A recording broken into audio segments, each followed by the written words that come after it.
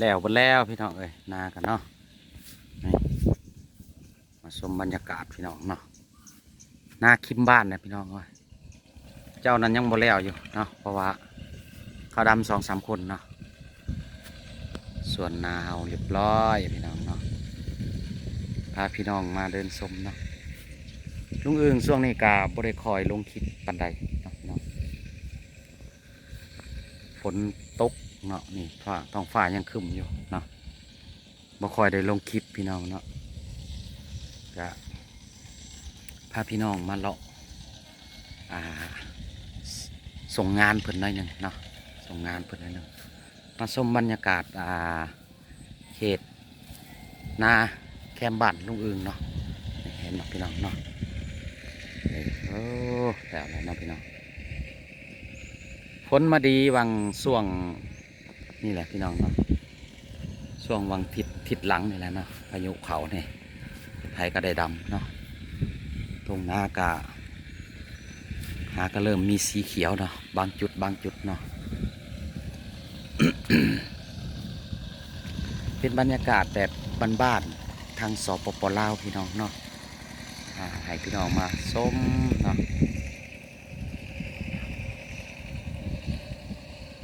อันนั้นเป็นบ้านพี่น้องเนาะบ้านยาวมาทางนี้นี่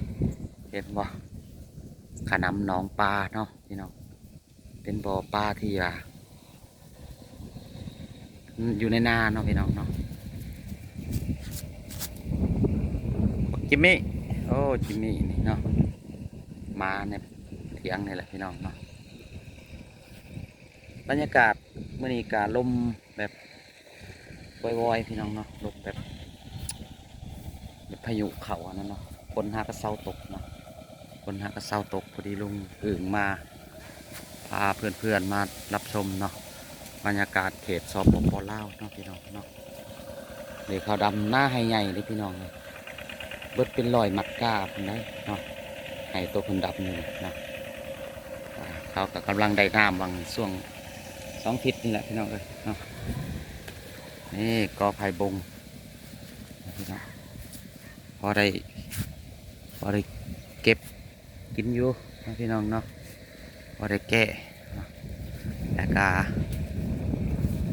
น้องนี่แหละเนาะพี่น้องน้องแคมบ้านนะพี่น้องเลยเนาะนี่เห็นบ่วิวไปทางตูบน้อยเฮาเนาะ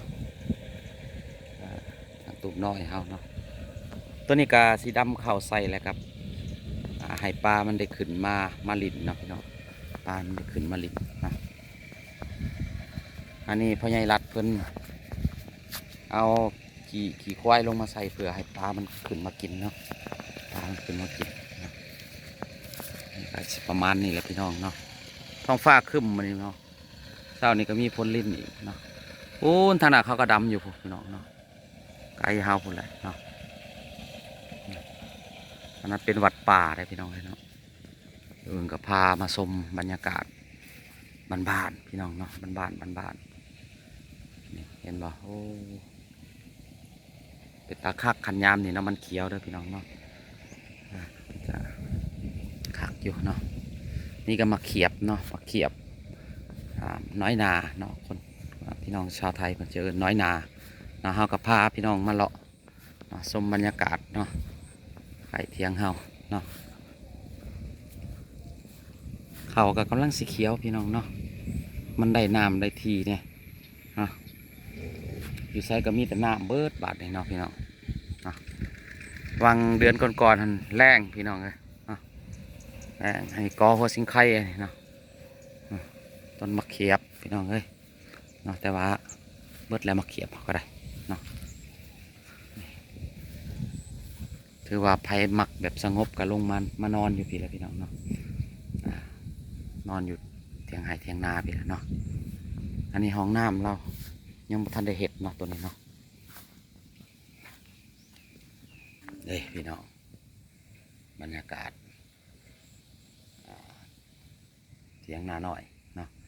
หลายคนกับท่านได้ดำดอกพี่น้องมันหากระไดกล้าวางส่วงใดนี่เนาะสำนันได้พี่น้องนะ